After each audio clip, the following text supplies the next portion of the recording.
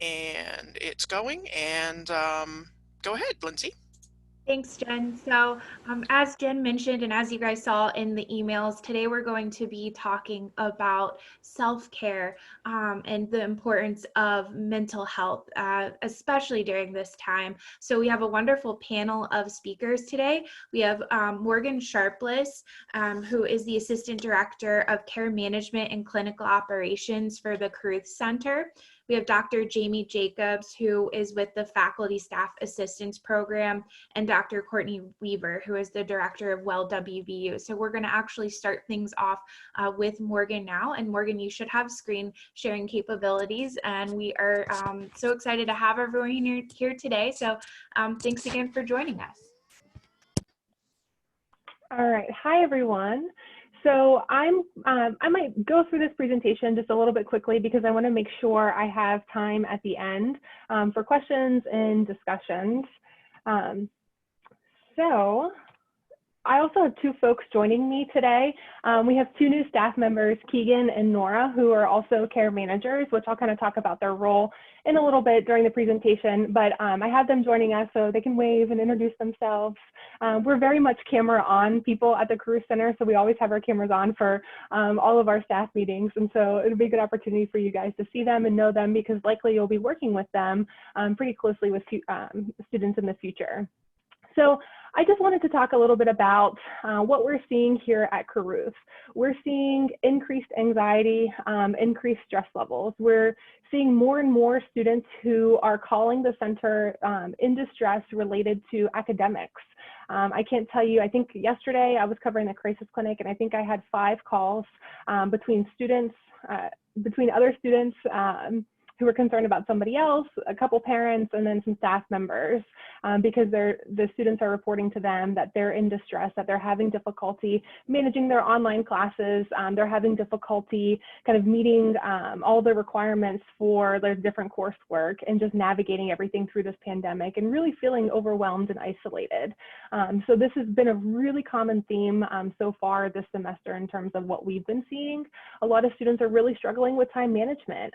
Their online classes are having trouble navigating about, creating structured routines and, when to, spend time doing their coursework versus, kind of doing other things. And so they're really feeling overwhelmed by trying to navigate it all. Students are really feeling isolated as well, loss of connection. This was already significant and reported too before in the previous STAY survey that our students had trouble integrating on campus and meeting other students. And so this has increased more than ever, especially since a lot of our folks, a lot of our students are, either quarantining or isolating or just limited in terms of, the contacts that they have with one another on campus. Living environment. So this is a common thing. We're seeing this all the time, especially with telehealth. Students are in a residence hall or even in their bedroom or apartment, and it's a shared space that they have with roommates. And so, they might be taking an online class, and then at the same time, their roommate's taking an online class. And so they're trying to do it, together simultaneously. And so it's hard to stay focused and concentrated when a person sitting right behind them in their residence hall is talking and participating in that class. And so students are really struggling in some of those smaller spaces to navigate this. And the last piece, especially with the care reports that I've seen coming in, we're seeing more and more students emailing faculty members and advisors telling them, hey, I'm not okay. There were just a few care reports that came in this morning that I saw that were students emailing saying, hey, I'm not doing well. My mental health is really kind of depleting and I need to take some time for myself. I can't navigate this on my own. I'm feeling really overwhelmed. So in a little bit, I'll kind of talk about kind of how to respond to some of those emails and how to navigate some of those emails. But we're seeing more and more students, especially in the care report end, having that kind of communication with advisors and faculty. So I just wanted to go over kind of briefly kind of differences between stress, right? There's this normative stress, eustress that we all experience, which can be really motivating. It can be positive. It can help get us things, help us get things done, right? And so it really helps us to be able to grow and adapt. I think it's all true that oftentimes we're all kind of experiencing stress at some point or another, even throughout on a day-to-day basis. But what we're seeing and what I want to talk about is this distress, right? We're seeing more and more students who are in distress and experiencing distress, who are, like I said, with those emails, who are emailing their professors and other faculty members and saying that, hey, I'm not okay, I'm really overwhelmed, I can't navigate this, I'm struggling day to day. We're seeing folks maybe just not respond or not attend their online classes or not respond to emails and contacts. We're seeing students reporting suicidal ideation, especially in emails. There's been a couple care reports recently where students are saying, hey, I think about killing myself pretty often, that I can't manage this class right now, or I can't do this right now. And so we're seeing more and more students, I think, in this distress category than we ever really have before. And I know, like, for me as a clinician at Caruth, I'm getting more and more calls on a day-to-day basis about helping others, talking with others, and how to help them kind of navigate students that they might be concerned about. So the meme with the dog and the coffee cup is like my absolute favorite meme ever, because I think this speaks so true to a lot of our students, and what I see coming into Caruth is, the house is on fire, right? And oftentimes we're just kind of hanging out while the house is on fire, and we're telling ourselves, hey, this is fine, it's okay, it's going to be okay, while everything is kind of burning around us. And so what we really want to try to do is help students and reinforce healthy coping behaviors, because sometimes when that house is on fire, we try to just learn to live with it. I can't tell you how many times I have conversations with students who will say, this has been going on for, months or a couple years, and I've just learned to live with it. And it's gotten to the point where, I can't even function anymore. And so that learning to live with it is so unhealthy. And two, like, kind of what couples that is that being overly critical and even minimizing what it is that they're experiencing, and saying like, oh, everyone else is feeling isolated. Every other student on campus is feeling really overwhelmed right now. So my feelings aren't valid, right? I shouldn't be feeling this, I shouldn't be experiencing this.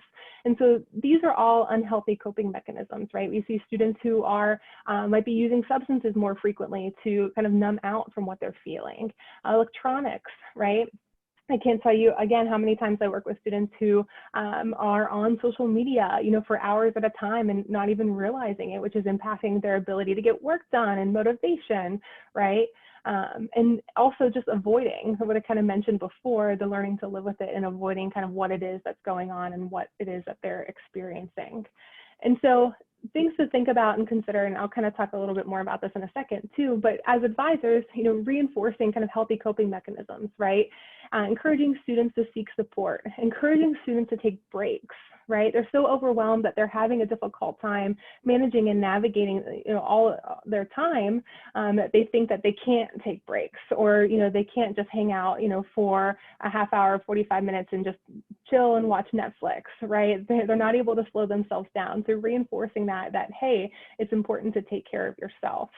Helping students problem solve, right? Oftentimes they have the tools to be able to help navigate things, but sometimes they feel stuck in that moment. And so they're not able to kind of use their own problem solving abilities where they could benefit from some assistance. So what's worked in the past for them, right?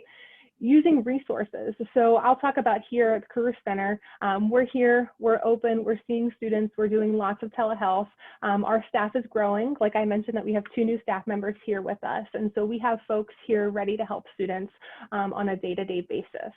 And really reinforcing healthy boundaries, not just, within themselves, but within their family members and relationships with others, and not taking on too much, because sometimes students have too much on their plate, and then helping them navigate, okay, what could we remove right now, that can help you manage, what it is that you're feeling, so you're not feeling as overwhelmed.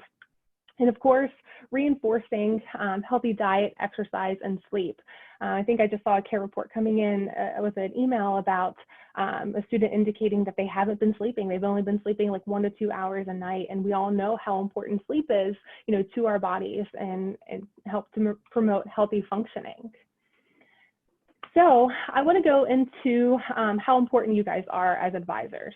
So, I used to work in the Office of Student Success. I was a residence hall coordinator for a while as well. And so now I'm at Carew Center. And I swear I've been at WVU for about 10 years. And ever since I first started, one of my favorite things and always my go-to is, have you talked with your advisor, right? You guys know everything ultimately, in my book. And so you guys are that main point of contact for students.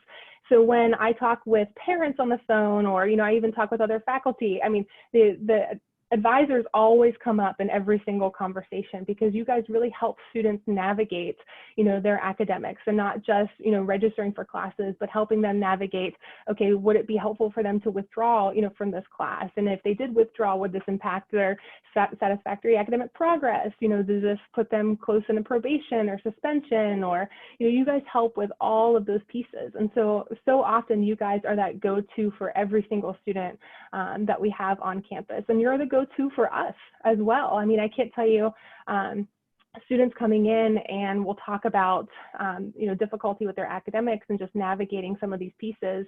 And I always ask, okay, who's your advisor? Have you spoken with them, right? When was the last time that you had an appointment with them? Let's, kind of role play about how to ask these questions or how to talk to them.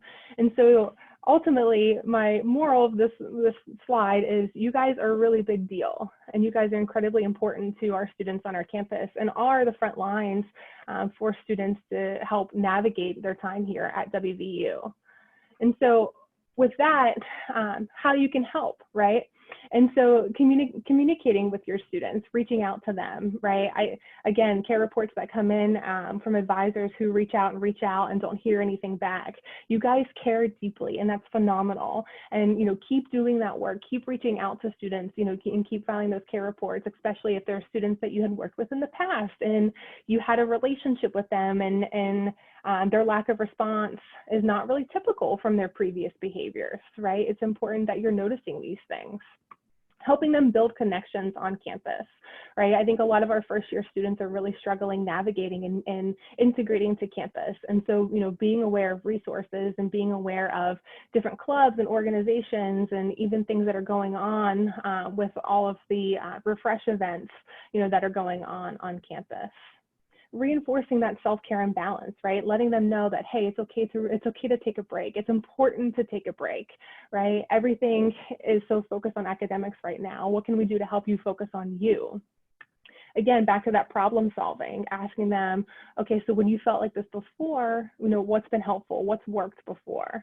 And again, connecting them to resources, getting them, informed about our services, as well as, other services on campus, whether it's success coaching or, other things that we have here at the university that could benefit them.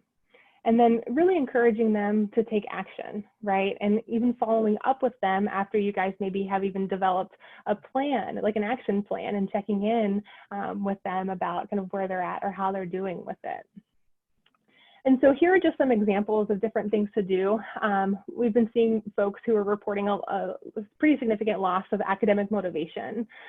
Students are saying that, like, hey, I just don't really have the energy. I hardly have the energy to get out of bed and take a shower, right? They're really experiencing depressive symptoms. And, it's hard enough for them to do that, let alone think about, okay, how can I navigate all of these online classes and these assignments that I have due right now? It feels really overwhelming. And so it can be really helpful to remind students about, what their goals are and why they're here. I'm sure they had shared with you in the past about, why they chose that major, or, what they would like to do and what they would like to get into after they graduate college. And so reminding them of those things and kind of setting that, of what their intention was when they first started here. Helping them set small goals, right? Things to kind of do each day. Because sometimes when you have all of the things on your plate, it's just super overwhelming and you tend to shut down. And so helping them look at, okay, what are some things that you can do, tomorrow? Okay, maybe it's waking up at 9 a.m., logging in, working on, this class and completing this assignment. And so really just getting them and helping them kind of stay organized to focus on kind of the small tasks and break things down. Because what we're hearing is that there's just so much on their plate, and they're having a hard time kind of navigating it all and staying up with it all, because each class is completely different from the other in terms of due dates and what the requirements are, and you know, if it's in person this week or not, right? It's a lot for them to navigate, and they're really struggling. I would say this is one of the most important things that I've really been kind of hitting home with students is, you know, really working with them with setting them a routine and getting into a habit. I always talk about, you know, being a full-time student and treating it like a full-time job, right? And so, you know, I typically work, you know, we all at the university are 8:15-ish to 4:45, right? And so we all work 37.5 hours a week in theory. And so really talking with students about, okay, how can you and where can you find the time to put in the work for your classes, and treating this like a full-time job to create some balance, so that way you are focusing on your classes, and then you have a shut-off time where you can do other things, where you can hang out, watch TV, and, you know, all of those things. And of course, I keep going back to this, but reminding students to breathe, right? Helping them let go of any kind of guilt that they might be experiencing for really not being productive, and reminding them that each day is a completely fresh start, right? And so whatever they didn't get done yesterday, you know, that was yesterday. Today is a different day, and focusing in on what are those goals that they can set. And so feeling overwhelmed, it kind of coincides with what I was just talking about with breathing, right? Asking them, when was the last time that you slowed down, or when was the last time that you've really taken time for yourself? Asking them, what all do they have on their plate? You know, we have a lot of students who come from all sorts of different backgrounds, and our students carry so much weight. You know, they're just not just full-time students. Some of our students are parents. Some of our students are working full-time, or they're primary caregivers to siblings, or, you know, even other family members. And so sometimes they're navigating so much, and really helping them figure out, okay, how can we help you kind of create a balance? And so that way you're not feeling this way. Self-critical talk is pretty huge with our students, and I think this population is, you know, that I'm not good enough, or you know, I'm not doing this well, or, you know, my advisor is going to think less of me. You know, I hear that pretty often. And so, you know, encouraging students to be kinder to themselves. And I think this is something that we can all do too, right? Is that sometimes we have that critical voice and that critical self-talk, right? And allowing students and helping students kind of re-navigate to being kinder to themselves and not putting as much pressure on themselves. And so, you know, I used to work with Regan, and I am a big proponent of student success coaching. And so I've been referring students left and right to coaching. And I've been trying to couple students going to coaching and then also coming to Cruise for counseling, to be able to help them kind of navigate, you know, the different things that are going on in their lives. So making sure that you're referring students to, you know, other campus resources, because the time management piece, in my opinion, from what I've been seeing coming into Caruth, is probably one of the most significant contributors to kind of the stress and anxiety about navigating their classes and really feeling overwhelmed. And so getting them to success coaching where they can learn some of the tools, especially, you know, maybe they were good in time management in the past with the in-person classes, but now they have this hybrid, and it's a whole nother beast to navigate. And so really letting them and helping them, you know, reinforce self-care and balance. I really like these two little pictures, right? Because we know, like, we're all connected to our phones, and students, of course, are connected to their phones. And so, you know, I always tell my students, like, you wouldn't do this to your phone. Like, you wouldn't let your battery die. You know, you would immediately go plug it in and charge it, right? So that way you can use it. Same thing, we have to recharge ourselves. And so whenever we're feeling depleted, what can we do? What are the things that we can do to recharge? And so maybe it's taking a step away from, you know, the assignment that we're working on, or, you know, maybe it's taking a Saturday and getting outside, and just really kind of checking in with ourselves to see what it is that we need in those moments, and really helping students identify some of that. So I kind of want to just mention our services. I know I talked about this a little bit in the last presentation, but we are doing all telehealth. We are seeing some folks in person for psychological emergencies, which I'll kind of talk about the crisis clinic. But of course, all of our services are confidential. We're still continuing to have psychiatry appointments, so nothing's changed with that. The one thing that has changed with MindFit from the transition from initially in-person classes to being online, what we've kind of done is hit a pause with our ability to do full LD and ADHD batteries. And so what we're doing is we're doing screenings, and so they're $50, and so students, and we've done these in the past always, so this is nothing actually new, but we're able to do screenings with students and help determine kind of what their needs are in terms of attentional related concerns. And so if students do need academic accommodations and it sees fit through the screening, they can still receive accommodations as the other documentation through OAS, with the intention for them to get a full LD ADHD battery in the spring semester. We just really haven't found a safe way to do the full assessments yet. So we're still figuring that out. So it's something that's always in flux. So I mentioned Nora and Keegan, who are here with me. And so we have new case managers here at the center. And so what we're doing and what we're seeing is more and more students who are coming in kind of with more long-term needs. And so what we're doing is helping students kind of navigate getting connected here with us and helping them transition to maybe a specialized therapist or provider, or maybe connect them to a higher level of care. And so this is something that we've seen increase, over the years here at the center. And so we've been doing more and more case management. The My SSP piece is something helpful to be aware of. So I'm a licensed social worker in the state of West Virginia, and Keegan and Nora are also licensed in West Virginia.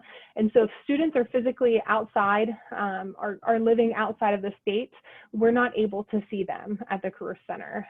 They have to be currently living in West Virginia. Now, that does not mean they can't call us. They can still call us and we can still talk with them about getting them connected to services. But students who are outside of West Virginia who are wanting counseling or therapy can actually access counseling through My SSP. And so it's a company that we pay for. All of the information is detailed on our website, and students can certainly call in. So you can still tell them to call us and we'll give them this details of info, but that's something to kind of take in consideration and be aware of, because we know a lot of our students right now are not actually in West Virginia. A lot of our students are taking primarily online classes. So in terms of crisis intervention, you guys may have remembered our drop-in clinic.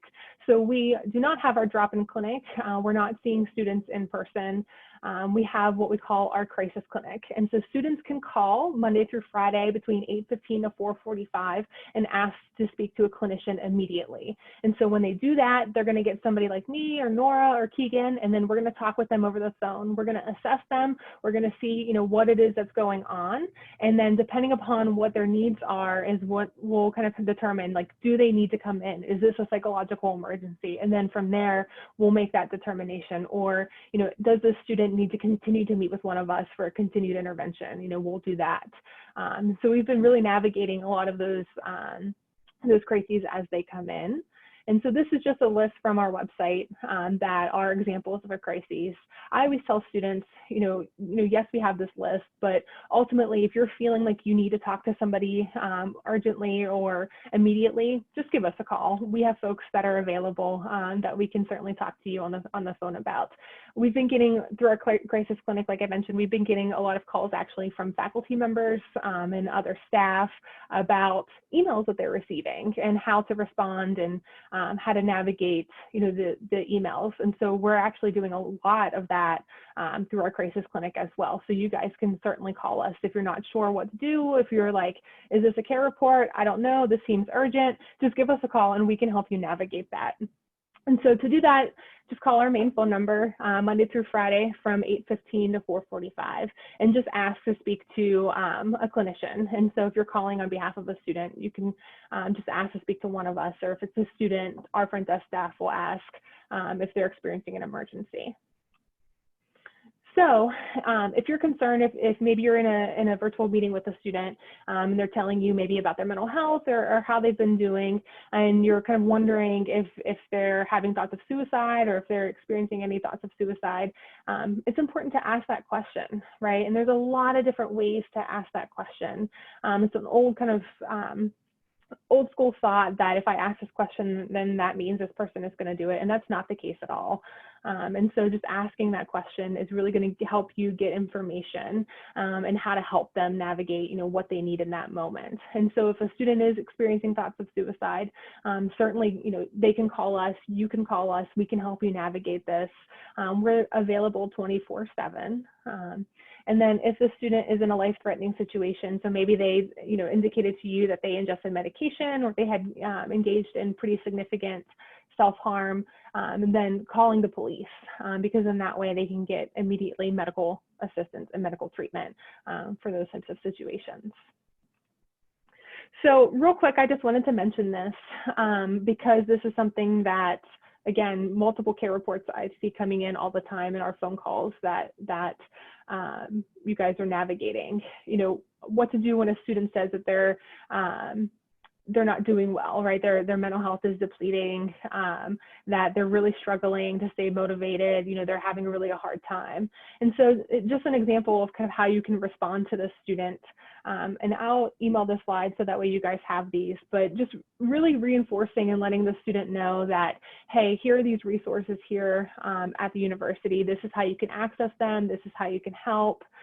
Maybe even if you have the student's phone number through SSC campus, right, giving them a call and talking with them one-on-one can be pretty impactful rather than just kind of sending that email back and forth. And so again, reinforcing our Caruth resources and encouraging them to engage in counseling and access care.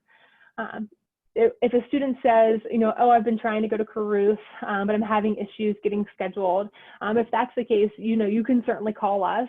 And we can try to help figure out, what it is that's going on. But we're here, so we haven't had any issues with students getting scheduled. Our phones are obviously busy, but we have a bunch of openings. Like I mentioned, we have new staff that are on board, and so we're getting students in. If they call in and want an initial appointment, we're getting them in within that, sometimes that day, the following day, but definitely within that week. And right now we're getting to the point too where for counseling, it's only about like a week or so wait for students to start their ongoing personal counseling appointments. So just a brief mention about the care team. And so if you are concerned about a student or do receive an email and you don't feel like that there's maybe necessarily a strong sense of urgency, you can always file a care report. The care team reviews them they meet every Thursday. And of course, it's not monitored 24/7. And so if you're kind of in this questionable, like, I don't know if this is care team or Caruth, and I'm not sure how to navigate this, just give us a call and we can help you navigate it. It's usually just like a 5-minute phone call with one of us, and we can kind of help you determine, okay, whether this is something that we need to navigate immediately, or, this is something that could be a care report. So I try to go really fast, but does anybody have any questions?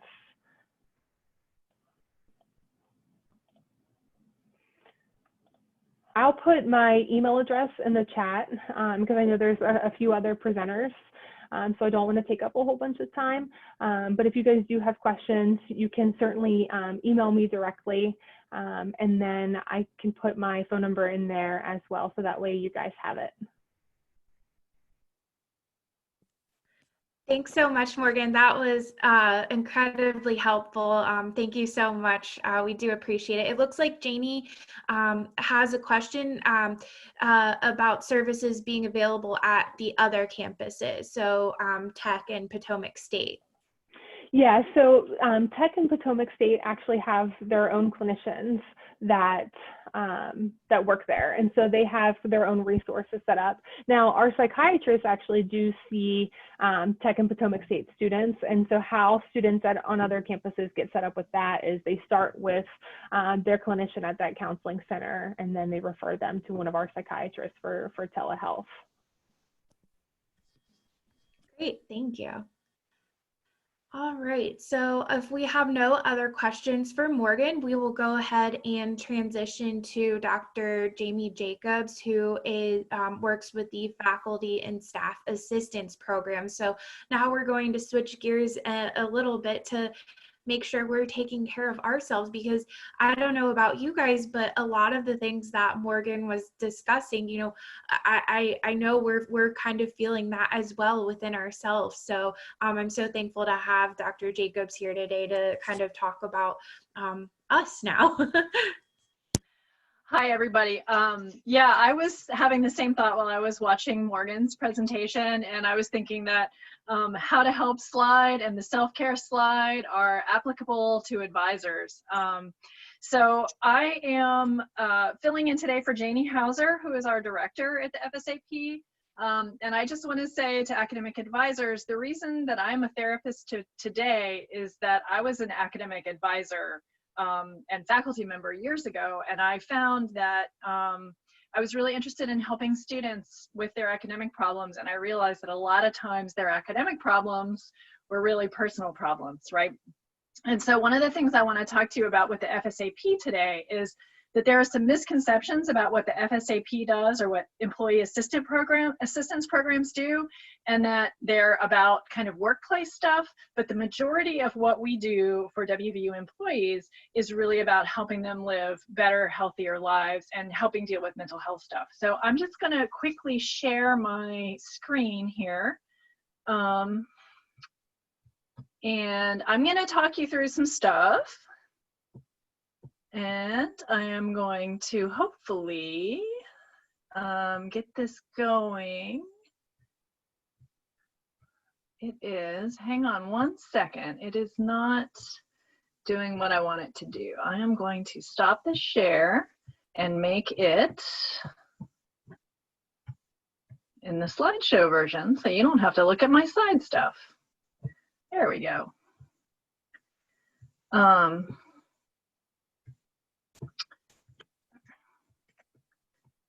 Uh-oh, can you guys hear me? There we are.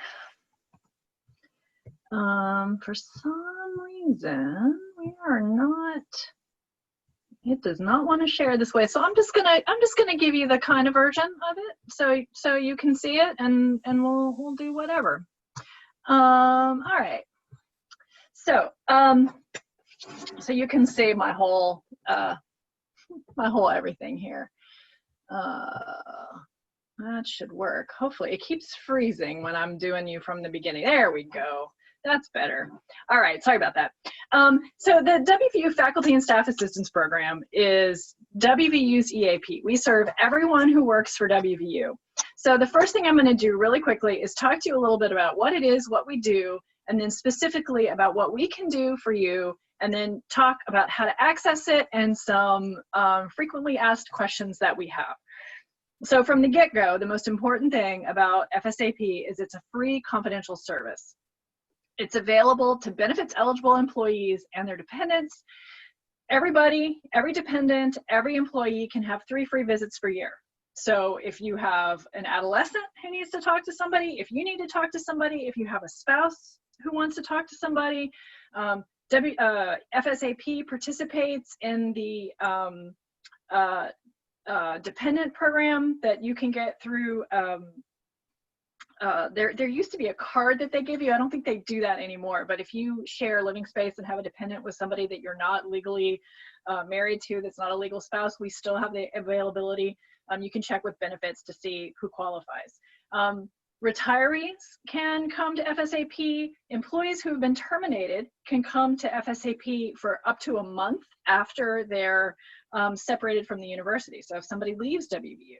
So we're there to help people in as many ways as possible. And if there's ever a question about if somebody is qualified for a service, just give us a shout, and I'll have the number at the end. What we offer is brief, supportive, and informational counseling, right? So 3 visits a year is not enough to do long-term therapy, but there are a lot of things that happen for folks, people who feel burnout, other things that we can really be helpful on a short-term basis. We also can do informational counseling, so psychoeducation, helping people figure out kind of what's going on, help with a preliminary diagnosis, and help get referred to other services as needed. Now, some people may have heard about EAP and be thinking, wait, isn't that where you go when you have a substance use problem?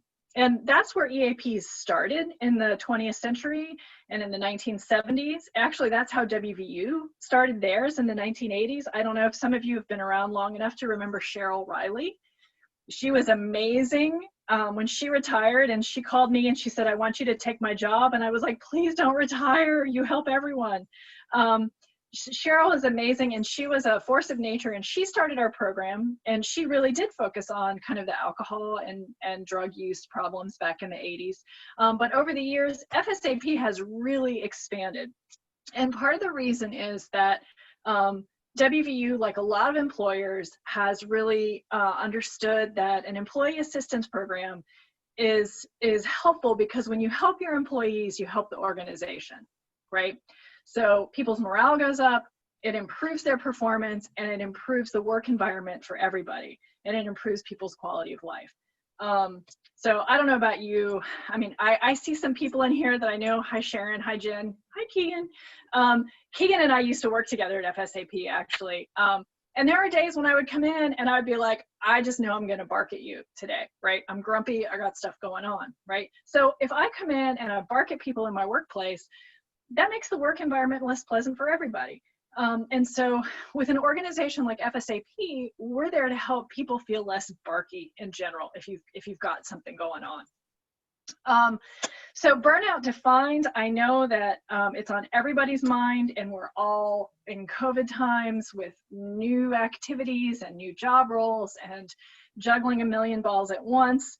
We are all walking burnout, right? But just to identify, what burnout is sustained combination of physical, mental, and emotional exhaustion, right? So not just being tired because you didn't sleep well last night, but sustained tiredness across those three areas. Depersonalization. So you feel like you're a robot, you're going through the motions, or with your students, you're like, oh, just another problem. Like you can't see them as a whole person with all of their stuff. And then the last one is feelings of low personal accomplishment, or the other way we call it is lack of efficacy, right? What I do doesn't matter, who cares, why bother? And, you know, the reason burnout matters is that it hurts us at work and it hurts us at home, right? And so at work, we make mistakes, we don't do as well. It can lead to disruptive behaviors, decreased productivity, and then if there's a lot of burnout and it's perpetual, you get churn in offices and people leave, and it's hard to keep them, and you have to get new people. Yeah, just a little cartoon there for you, where we're all feeling right. At home, though, burnout continues to affect us. It can make us grumpy at home and have a lack of satisfaction about our job. It can be disruptive to families when you bring your work stress into the home. When people have higher rates of burnout, they also have higher rates of divorce, depression, anxiety, substance use, and even sometimes suicide. So, you know, it's one thing for us all to be running around going, oh, I'm so burned out, I'm so burned out. But if it persists, it can be a serious problem with lasting consequences. And then if you're a part of an organization and other people in your department are burned out, it leaves other people struggling because they're trying to pick up the slack for mistakes, for people who aren't making it to work. Also, when you get burned out, it can lead to increased healthcare costs. Even though FSAP is free, it's only 3 visits, going to therapy, you have co-pays. So addressing burnout can have a lot of positive consequences for an organization, and that's why WVU supports it, but that's why as individuals, you know, we can really benefit from addressing it. So what can FSAP do for you, right? So I don't know if anybody remembers the old brochures that we had, but they would say, if you need to talk, we're here to listen, right? Because a lot of people are like, I don't need a therapist. Oh, why would I go talk to those people? You know, and the whole point is sometimes you just need to let it out, right? And we're that place, and we can help you come up with a plan for how to deal with your stress, how to figure out a plan for how to recharge those batteries that Morgan was talking about. We can help you figure out if the person who needs help is you, how do we get you that help? But the first step is talking. And right now, we're doing a lot of stuff by telehealth. It's easy to squeeze in. We are seeing people emergently in person if we need to, if there's something that can't be handled by telehealth, but we're handling almost everything by telehealth. So, you know, we can squeeze in a quick 30 minutes pretty easily. One of the biggest things that we like to help people with, and that people come to us for help with, is how to find balance, right? This wellness wheel. How do we deal with all of these stressors that we have? Or we have the healthy mind platter, or the one that I use is the 5 fingers of rest, exercise, social support, fun, and downtime, right? So how do you get enough of those things to keep your brain and your body feeling recharged? And you know, in these times, it's everybody's really struggling with this. And so we are helping individuals, but we're also running some groups to help people with finding balance. And, you know, right now, really, I think if I were going to give like a piece of advice for what to do, is to think about not letting the perfect be the enemy of the good, right? And I think for a lot of us, we're grieving vacations that we're missing. We're grieving social engagements that we wish we could go to. And so we just kind of want to give up and not do anything. And so finding a way to do something, a little something that moves us a little closer to meeting that need is going to be helpful. So here are some of the specific things that we help people with on a regular basis. And I guess I should say, it comes later, but I'll say now that we're all trained licensed therapists. So we can help people with stress and burnout, but we are also qualified to help people get diagnoses for mental illness or ongoing other issues. So we do individual sessions, we do couples sessions with people, we help people with anxiety and stress, depression, relationships, anger, and oftentimes anger is really just anxiety that, you know, kind of bursts out in another way. How to manage interpersonal conflict. So are you having a hard time talking to your boss? Are you having a hard time talking to your teenager? We help people with developmental milestones. You know, people planning a wedding, that's super stressful. So people sometimes come in and they're like, oh my gosh, I want to kill my future mother-in-law, right? Like whatever it is, we're there. We're also there for grief work, for individuals and for groups sometimes. There we go. Relationship counseling, right? We do also substance use diagnoses and referrals. We respond sometimes when there's a threat of violence. So when somebody in an office is threatening harm to themselves or others, we are part of that crisis response. Oftentimes we collaborate with human resources who tend to get involved in those. We also do a lot to help people manage child and elder care. So people who feel like they're in that sandwich generation, how to balance family life and work, how to deal with life transitions, aging parents, workplace issues, and also talking to people about financial problems. We don't do financial counseling per se, but a lot of times the hardest part in making a financial plan is overcoming emotions of shame or anxiety. And so we help people kind of deal with the emotional side of that. Yeah, more cartoons. Okay. So this is not WVU, this is national. My colleague Janie got this from her national conference that she went to, but this holds true for most EAPs around the country, is that, you know, there's a perception that employee assistance is about workplace issues and substance use, but it's really only a small part of what we do. Really, it's about traditional mental health, work-life balance, and other stressors. So we also do, this is more for supervisors to think about, or for you to ask your supervisor to ask us to do. But if there's ever a crisis in your unit, we do stress debriefings. We come in and we talk to people. We do support services, group sessions. We often do grief sessions if there's somebody in a unit who passes away and the rest of the employees are coping with it. We help with, we can provide resources like printed matter about coping strategies. And also we're happy to meet with a group and encourage individuals to seek follow-up, whether on their own or to provide FSAP referrals. We do training programs, so leading groups or leading these educational programs for departments about stress management. So we can come in for you guys and talk about stress management or change management, how to deal with difficult relationships. I used to do one that was about how to say no to your boss, how to parent teenagers, how to navigate social media. And we also have a really nice group that a couple of my colleagues are running on mindfulness-based stress reduction. So if you guys all wanted to have somebody come back and do for the whole group mindfulness-based stress reduction, that's a program that we do. So just for information, because I know there are some multiple ways that people end up with seeking services from FSAP. So I just want to be clear. The most frequent way that people come to us is through self-referral. So an employee contacts us, and I'll have the contact information at the end, and they say, I need to talk to somebody, and we get it set up. I also like the buddy system, which is you're doing fine, but your work buddy is not, and you're like, hey friend, why don't you call FSAP, right? And so they don't call for you, you know, but I always like to tell this to people. So if you see somebody who's struggling, you don't even have to ask them what's going on, and just say, hey, you seem like you're down. Remember, we saw that FSAP lady talk and they seem like they might be nice. Why don't you give them a call, right? There's also the possibility for supervisor referral. I think this is what creates some confusion.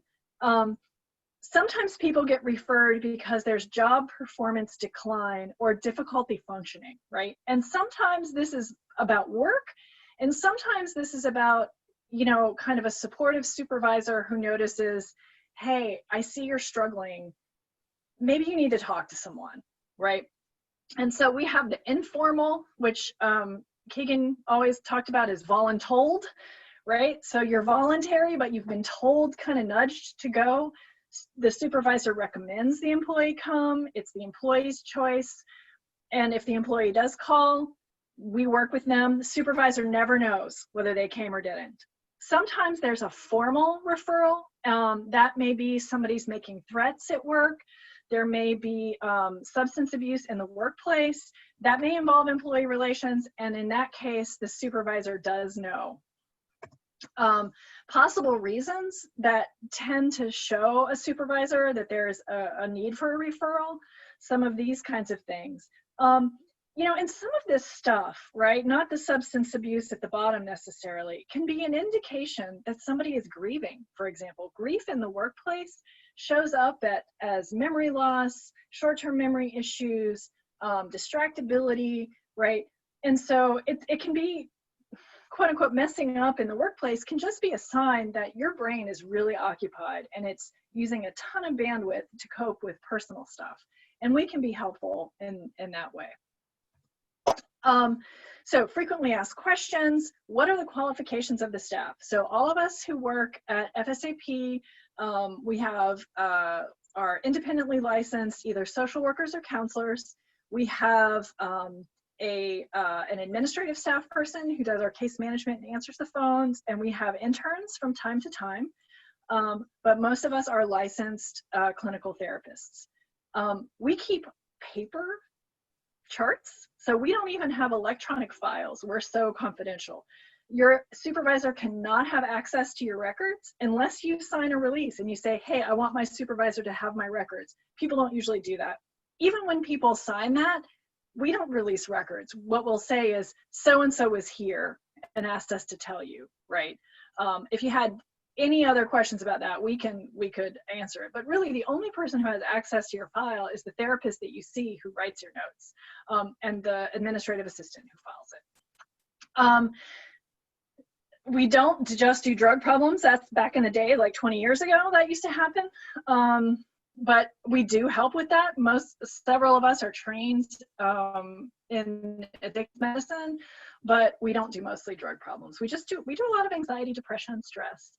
Do faculty or supervisory personnel make use of FSAP? Everybody makes use of FSAP. So in my years as the director, I saw people who went from janitors to dining services to faculty to administrators to secretaries to you name it. Like, everybody comes to FSAP, and we're there to help, and we're there for the 3 free visits. Now, the last question there, when I receive a referral, do I pay for it? You don't pay us. You never pay us for anything. But if you have a problem that's bigger than what we can help you with, we'll refer you to a therapist in the community. And then in that situation, you'll use your insurance just like everybody else. So just to quickly summarize, FSAP is free, confidential, year-round, so we don't take the summers off. And if something is really urgent, we can usually see you within 24 to 72 hours. We don't do emergency walk-ins. That's never been a part of our service, but we are available on short notice, especially now with telehealth, that one of us can usually within a day, if not the same day, see someone. So here's our contact information. That FSAP email is attended to by Erica, our administrative assistant. And that's the phone number, 293-5590. And so if anybody needs services or has any questions, you can feel free to call. So let me minimize that stuff and see if anybody has any questions.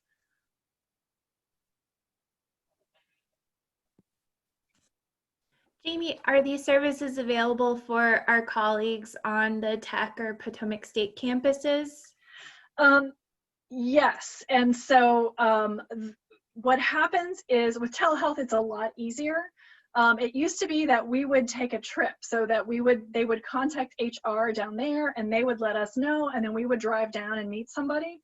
But now they can call, and we see people from the Eastern Panhandle, from the medical campus. We do see people from around. And they would just need to call the same number.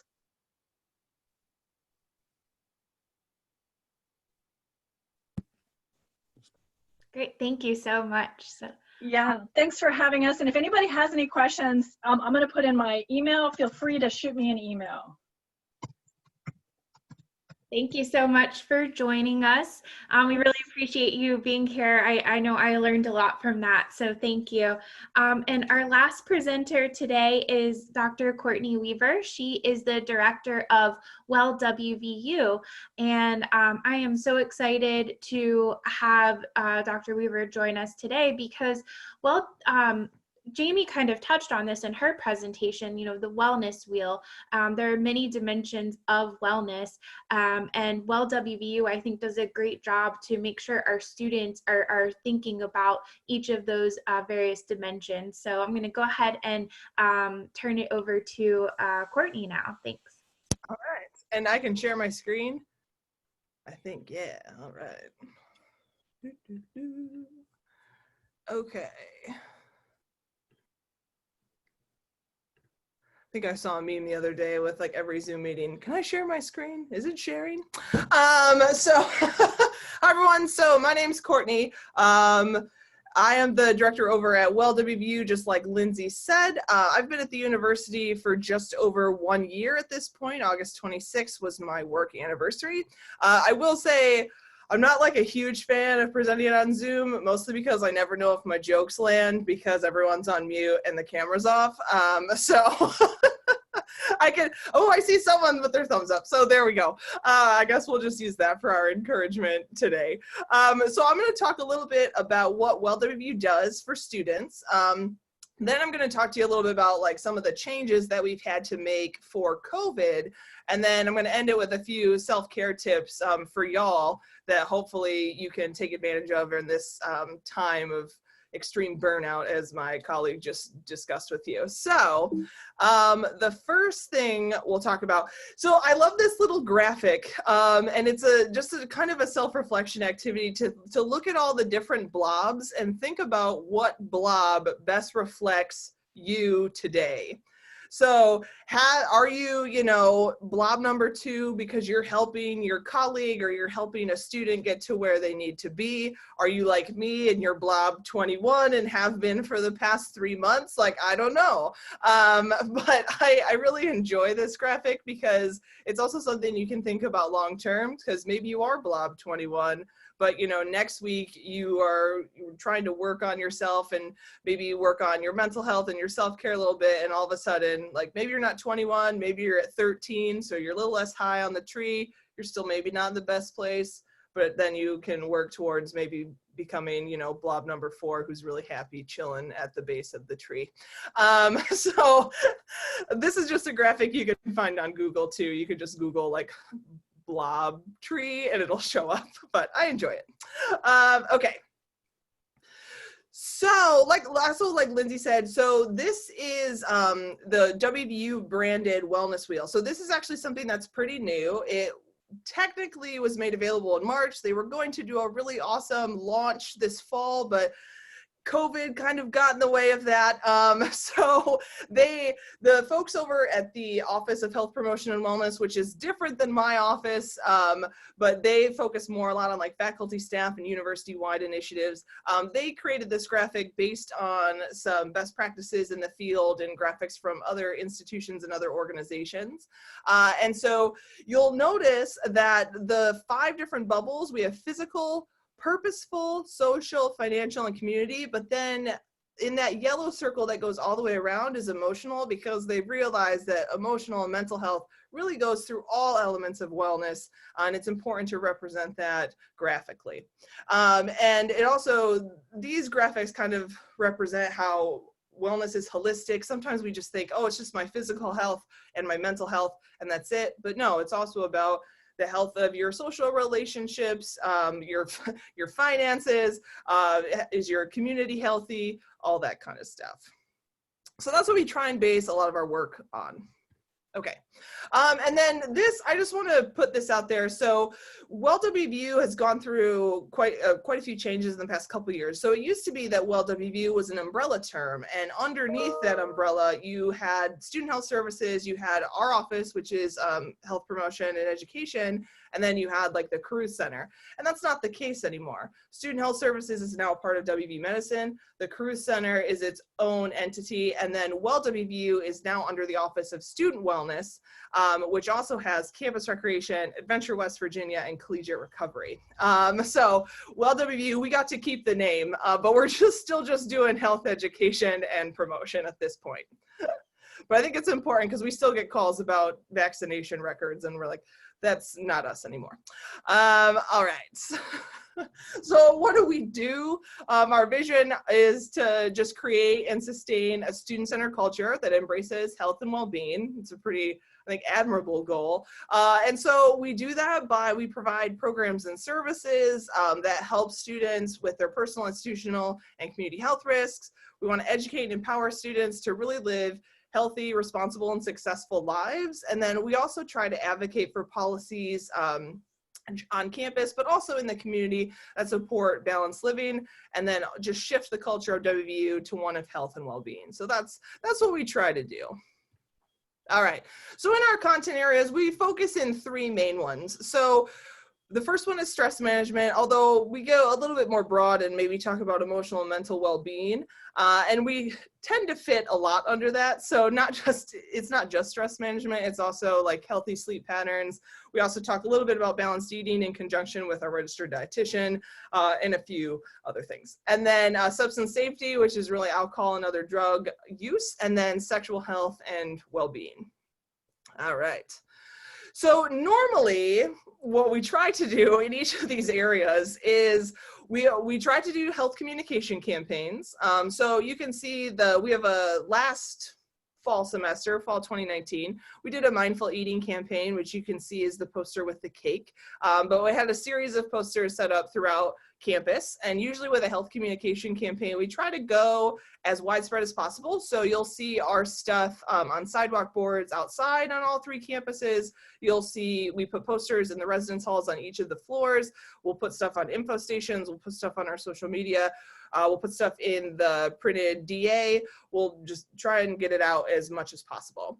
And then we also try and do tabling events. That's obviously been curbed because of COVID, but we're adapting. We do workshops for classes or for student organizations. We'll really do a workshop for anyone who wants to request one.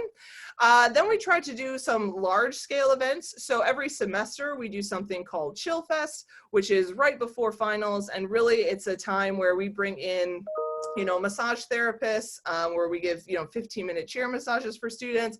We'll bring in therapy animals. We'll do aromatherapy. We'll do, balanced eating exercises. It's just kind of like a fun festival that students can come and get a bunch of free stuff, maybe relax for a little bit before they gear up to take their final exams. And then last spring, we actually did Fresh Check Day, which is an event that is really about suicide awareness and education. And we partnered with the Carew Center on that, as well as many organizations across campus. And that's hopefully something that we'll continue to do, but we'll have to see because of COVID. And then we also give out free stress management items. We have Chill Packs, which is a 30-day kind of perpetual calendar of like very quick, mindful or stress relieving activities. That's available in print and it's available on our website as well. And then we do things like sleep masks. We have water bottles that we give out, things like that. And then we also do some online education, which is available on our website. Okay. And now for substance safety, some of the same things. So we do health communications across all of our topic areas. We do tabling events across all of our topic areas. A specific one for substance safety is Bartender School, which is where students learn how to pour standard drink sizes for beer, wine, and liquor. And then we have workshops, Haze, which is about hazing, you guessed it. And then tips training, which is also safe serving for alcohol training. For large scale events for alcohol, in April, we do a 420 panel, so about cannabis. And so this past spring when we did it, we obviously had to do it via Zoom because at that time we were all online. But what was actually cool about that was A, we could record the session, and B, we actually got some panelists that we wouldn't be able to get before because they were across the country. We wouldn't have been able to afford to bring them in, but they agreed to do it virtually. So that was actually really cool because we got to hear their expertise. And then we recorded it for posterity and use it for the student assistance program. And then for online education, not only do we have resources on our website, we also do have something called Screen U, which is a self-screening tool that we've actually integrated this semester into Wellbeing on Wheels, which I'm going to talk to you about in a minute. And then we actually changed, we used to do a program for incoming students, whether they were first year or transfer students, called Alcohol EDU. We no longer have that program. So the program now is called Voices for Change. And so that actually not only covers safer substance use, it actually also covers identities and inclusion, sexual violence, and then hazing and bullying as well. So it's a little bit more of a well-rounded program. There are two parts to it. The second part actually launched yesterday. So if you have any first year students or new transfer students, give them a nudge to complete it. They have till October 23rd. It's actually really quick. It's just, the second part is just about alcohol. And it'll take them about 15 minutes to complete. And if they don't complete it, then they get a $50 fine. So just give them a nudge. And then we have the AOD Coalition, which is a really cool group that Wes, who is our senior health educator, and his topic area is AOD, he heads that group, and it's a group not just at the university, but also we have community members and members that are in the local government, where we talk about different health issues in relation to substance use that we can sort of work on, whether it's on a programmatic or a policy level. And then typically in the fall and spring, we do hydration stations where we set up on Friday night down on High Street, and we hand out water and snacks to folks who are out taking advantage of the Morgantown nightlife. All right, and now for sexual health, which is my favorite because that's what my background's in. So we do health communication campaigns. You can see two of those posters are actually from campaigns from last year, which is great. I love the coercion is not consent poster. It looks like a redacted government document. It just looks really fun. But we do that. We do the tabling events. For large scale events, last fall, we did Take Back the Night. I know that our friends over in Diversity, Equity, Inclusion are doing that this year, so we're really excited to help them out with that. And in the spring, we generally do a sexual health fair in the month of February, like right around Valentine's Day. And we get people from across the university and in the community to come and talk about different areas of sexual health. We offer safer sex supplies through our condom caravan, and I'm going to talk a little bit about that later because we've had to adapt how we do it. And then we again have online education, and we offer workshops. No one's actually ever requested a workshop for sexual health, but like I'm ready when that happens. So if you know someone who wants a sexual health workshop, just let me know. I'm ready to go. All right. And then for students who want to get involved, we have our Student Wellness Ambassador team. We're not technically a registered student organization, but we are a student group that's run by one of our graduate assistants this year. Her name is Kelsey, and they are still meeting as a group, just virtually, and they help us do a lot of our different events. So they'll help with the Chill Fest and the Sexual Health Fair, but they'll also do the smaller table lead events that generally would happen like inside a residence hall, whether that's bartender school. They run the condom caravan. So they get volunteer hours, and it's a lot of fun. And every week they meet Wednesdays at 7, and they learn something new each week as well. So our GA really works hard to make sure that they're learning new information all the time about health and how to keep their peers healthy. All right. So for fall, it looks a little different. So we're still doing presentations, they're just virtual. We can do it in person as well if the need requires. That's not something that we're opposed to. We just need to make sure that everything is put in place and that the appropriate guidelines are being followed for COVID. But then we're also doing some virtual events. So obviously we can't do these large scale events like Chill Fest and the Sexual Health Fair. So what we're doing for this fall for Chill Fest is that each week in November, students can register to pick up a kit that they will then attend an event on a Tuesday or a Wednesday night with some professional staff to like put the kit together. So for the first week, it'll be a make your own desk Zen garden. And so we put the kits together and the students come pick them up. And then we're also collaborating with Campus Recreation to do an exercise activity, but then also working in some nutrition for a pre-workout snack and then a post-workout snack. And then we're also working with our registered dietitian to make mug cakes, and so which you can make in your microwave.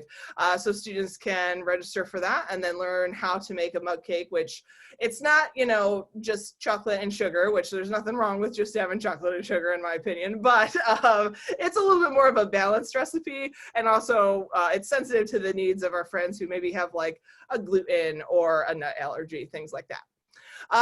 We are still doing the virtual SWAT meetings. Some of our SWAT members do still help with in-person events, particularly our Wellness on Wheels, and I'll talk about that in just a second. We've also started to do some video series, and we started this over the summer and continuing it now. So we have a series called How To Tuesday. And the video actually was just released today and starring me, but it's about the second part of Get Inclusive, so it's not all that exciting. But we'll talk about like how to have safer sex during COVID-19, how to ask your partner for consent, how to drink responsibly. So every Tuesday, a new video is released. And then on every other Friday, we do a Find Your Way Friday, where we tell students how to get to certain places. So our first one was find your way to Well WVU and find our way to your office, which basically from the PRT station in Evansdale, we just walked them down and told them where we were. So we'll be working on those video series. And if there's something that you want to contribute to that series, please let us know. We're all about collaboration. So if there's something like find your way to make an advising appointment or how to make an advising appointment, definitely let us know and we'll totally help you with that. Then our condom caravan. So we're still doing this. Normally, how it works is that we'll set up a table like in the mountain lair in one of the res halls, and we'll sell condoms for 25 cents each or 5 for $1. So not terribly pricey, right? That's not happening this year because handling money is not particularly safe for the students or for our staff. And then we also can't just pop up a table in the mountain lair because that's not allowed. So what we've done is we've converted that into an online ordering system. And you can order straight from our website. It is at no cost. And students can pick up on either Fridays on the downtown campus at the downtown refresh box, or on Mondays at the Evansdale refresh box. And that's all being run by our sexual health GA, Chantel. And to be honest, the response has been overwhelming for that. I think in the first 2 weeks, we've given out about 4,000 condoms, which is more than most semesters. So I think that's pretty good. So we're looking into maybe continuing that after the pandemic is over, and I would love to not be able to have to charge students at all. So we're looking into that as well. We're still doing smaller group health promotion events. So we're still working with our colleagues over in Residence Life, where we might pop up a table outside of the residence hall so that we can still talk to them about, you know, standard drink size or things like that. And that's really done by request. And then we're also big contributors to the Wellness on Wheels program. I'm not sure if y'all are familiar with this or not, but you might have noticed if you are on campus at all, that at both the refresh boxes, either downtown or at Evansdale, you'll see a large tricycle with a cart that's attached to it that kind of looks like an ice cream cart. And what started out originally as a joke has now morphed into an actual program. So basically, it's there's like small interactions with students to kind of kickstart healthy behaviors. So for example, one of the ones that we sponsor is our Snacks on the Go program. So research has shown that, you know, eating balanced snacks helps you focus, all this kind of stuff, which helps, you know, you be more successful in class. And so we work with dining services to provide a balanced snack. So whether that's carrots and hummus or grapes and cheese, students can grab that on the go. And it also gets them a serving of fruits and vegetables, which only about like 18% of students are getting the recommended 5 servings of fruits and vegetables every day. So we're like killing 2 birds with 1 stone in that regard. But it's a safe event because it's outside and the interaction is very quick, but it also helps kickstart that behavior of like, hey, this was a nice snack. Maybe it's something I'll consider in the future, which is really great. So you'll see us a lot doing things like that. And then we also have a podcast called Wellbeing Wednesdays, which I host. But if you are interested in being a guest on that, I'm always looking for guests, and there are still spots available this semester. So if you're interested, really we talk about any aspect of well-being that we can think of. So if that's academic well-being, we can totally talk about that. Tomorrow's episode actually features Tara Halsey, who's the VP for the Office of Health Promotion and Wellness. She's also the Dean of the College of Nursing, but she actually talks about the well-being wheel that, you know, WVU has helped to create. So just keep an eye out for it. I actually don't know how many people listen, probably only about 12, but those 12 people are really knowledgeable. All right. Now, for some self-care tips. So here's the thing, like WellWVU, we are a great resource, but we technically are only a resource for students. That's just how we're funded, how we're structured. But that doesn't mean that y'all can't take advantage of some of the things that we offer, because we have a lot for free on our website. Obviously, like, this isn't costing our office any money, it's just my time. And so, like, I'm happy to always share my knowledge or chat with you about whatever it is you need. So some of the self-care tips that, like, I've been trying to do myself, but maybe you could take advantage of them too. The first one is take time away from your screen. I mean, this is probably more of an obvious one because, I mean, even in a meeting, we're all on Zoom. It can get really exhausting. I mean, these aren't real glasses, they're blue light glasses because I stare so much now at a screen that I needed, you know, something to help with my eyes. But, you know, I've started to notice at the beginning of the pandemic that as soon as I was off of my computer for the day, I then was on my phone and I was like, I need to like stop doing that. And it's not great for your eyes and all that blue light. So take time away from that. If you like nature, you know, take advantage of it. We live in a great state for that. We have some great state parks around that are free of charge to go and that they're still open, which I think is awesome. And as the leaves are turning, it's really a great time to go out and just be one with nature. You can be like me, go to Valley Falls State Park, sit on a rock and stare at a waterfall for 30 minutes. And if you don't think I did that, I did. And it was great. It was awesome. I also think it's great to do movement that you enjoy. There's a lot of focus on like you have to exercise release stress, but if you don't like to do a certain activity, you're not gonna like want to do it. So if you enjoy just taking a break from your desk for 10 minutes and walking outside, do that. If you enjoy doing yoga, do that. If you enjoy doing like weightlifting and you have access to some weights, hey, do that. Just do things that you like to do, so therefore you're not going to dread having to do them. Obviously, staying connected to your friends and loved ones, that can be really hard, especially during this time if we can't see them in person. And I say take time away from your screen, but I'm like, well, just Zoom with your family. That's not going to work either. So maybe this is the time when we actually go back to talking on the phone, if that's not something you enjoy. I'm a millennial, so it's kind of tough, but it also can be quite nice. The next one is listen to what your body is telling you. This is kind of hard because I know for me, especially on a weekend, if I'm just, kind of relaxing on my couch, I'm always thinking there's something else I need to be doing, but I physically don't want to do it. So I just say, listen to your body. Your body doesn't want to do it. Just rest. It's okay to rest. And so try not to feel guilty about that if that is the case. If your body is saying, I'm not doing this, listen. Then I always think it's good to reevaluate your boundaries. So I know, like for me, I didn't sign up to work from home. I want to work with students. I want to be on campus. Like that's how it is. But this has all forced us into a different type of circumstance. So we have to figure out like what works for us. I am a huge fan of work-life boundaries. And the fact that I now have my office in my spare bedroom is, I'm not a fan.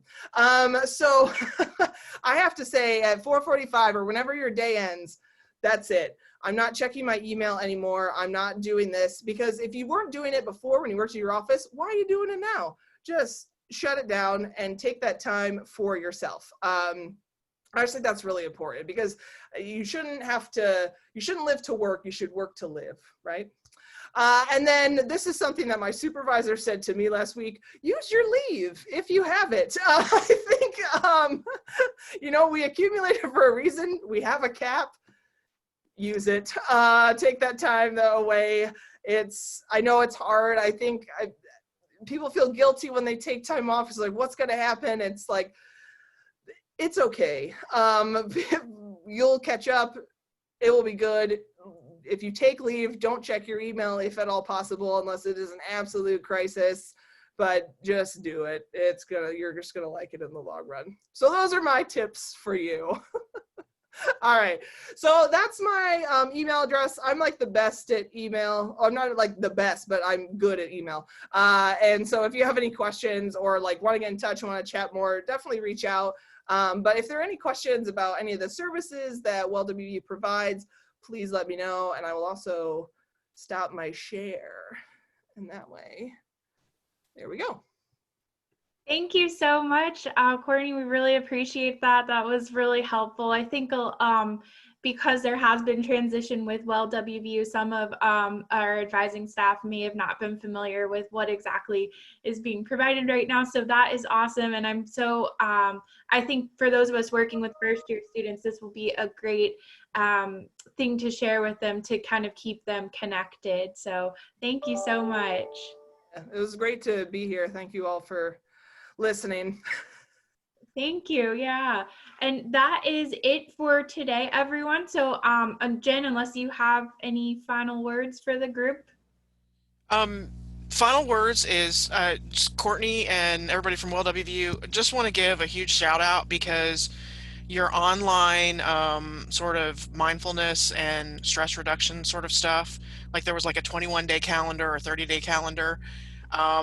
My boss actually was at a meeting where it got handed out, and she shared it with our staff. And then I went online and I was like, oh, this is kind of some cool stuff, actually, that doesn't make me feel guilty because I'm taking all this time away from everything else that I feel I have to get done. The backlog of emails, all the work and stuff like that. And so I definitely would give a shout out for that, because I think it's something that is well done for a day-to-day thing. It also breaks it down into real small increments, which I think can be much more helpful for students, especially at times whenever they feel especially overwhelmed. And I don't know about the rest of you, but I can concur with every one of our speakers here today. I know my personal caseload, I have seen an enormous amount of students with mental health issues that have been kind of elevated to more of a crisis point. and to points where there have been more complications with kind of management of longstanding traditions, or just brand new development of issues. So just want to shout out to everyone here. The last thing I also want to say is, please put your own oxygen mask on first. I know I put that in there, and it occurred to me, oh my God, that was really insensitive about people who can't breathe with COVID, and that was not my intent at all. It was purely, I know I personally struggle. I think we're all very empathic individuals in doing the work that we do to try to help serve students. And just remember to put your own oxygen mask on first, so that you can really provide the best help, to our students, and to one another as well. So that leads me to my last comment, which is, again, another shameless plug for our drop-in visits, networking sessions. We're going to have one on Tuesday from, make sure I got the times right, from 10 to 11, and then another one on Friday from 9 to 10. Based on the survey responses that we got from members of the council, and participants and advisors across campus, it was looking at, we wanted to be able to do this during daytime normal work hours, rather than what we would really probably like to do, which is meet at a bar and have these networking sessions and enjoy an adult beverage, for those of us who imbibe. But so bring your spiked coffee, wink, wink, to the morning sessions, and we'll see you next week. Does anybody have any other kind of final questions, concerns, and whatnot? I'm not seeing anything in the chat feature. Again, want to thank you for joining today. Lastly, stay tuned. We will have a November workshop. We are working out the details of that currently in the executive committee, and so stay tuned for information about that. And otherwise, take care, be safe, be well, and all great and good things to you all.